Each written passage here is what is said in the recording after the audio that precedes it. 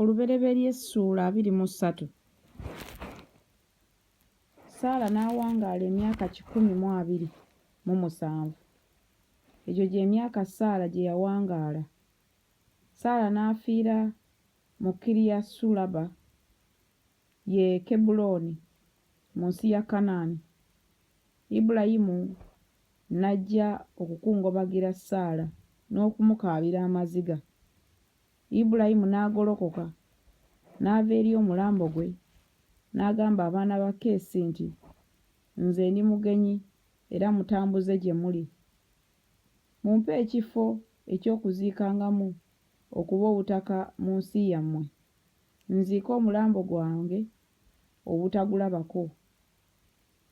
N'abaana ba Keesi ne baddamu Ibulayimu nga bamugamba nti, otuwulire mukama wange, ggw'oli mukungu mukulu mu ffe, ziika omulambo gwo mu ntaana yaffe gy'oneeroboza mu zonna. Tewali mu ffe agenda okukumma entaana ye obutaziika omulambo gwo.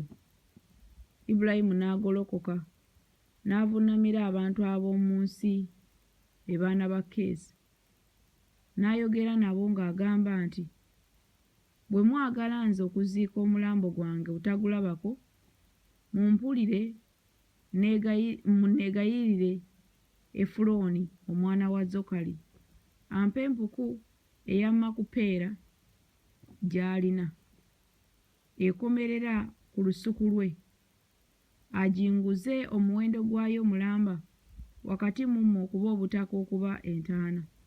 Olw'ekkumi, Efulooni yali atudde wakati mu baana ba Keesi. Efulooni Omukiiti n'addamu Ibulayimu abaana ba Keesi nga bawulira, be bonna abaayingira mu mulyango gw'ekibuga, ng'ayogera nti, nedda mukama wange ompulire, olusuku ndukuwadde n'empuku erulimu ngikuwadde mu maaso g'abaana b'abantu bange, ngikuwadde, ziika omulambo gwo. 12. Ibulayimu n'avuunama mu maaso g'abantu ab'omu nsi n'agamba Efulooni abantu ab'omu nsi nga bamuwulira, ng'ayogera nti, naye bw'onooyagala nkwegayiridde ompulire, naasasula omuwendo gw'olusuku, gukkirize nkuwe, nange naaziika omwo omulambo gwange. 14. Efulooni n'addamu Ibulayimu n'amugamba nti, mukama wange ompulire, akasuku omuwendo gwako essekeri eza ffeeza 4 kintu ki eri nze naawe? Kale ziika omulambo gwo. 16. Ibulayimu n'awulira Efulooni. Ibulayimu n'agerera Efulooni effeeza gye yali agambye abaana ba Keesi nga bamuwulira, essekeri eza ffeeza 4 ng'effeeza eya bulijjo ey'omuguzi bwe yali.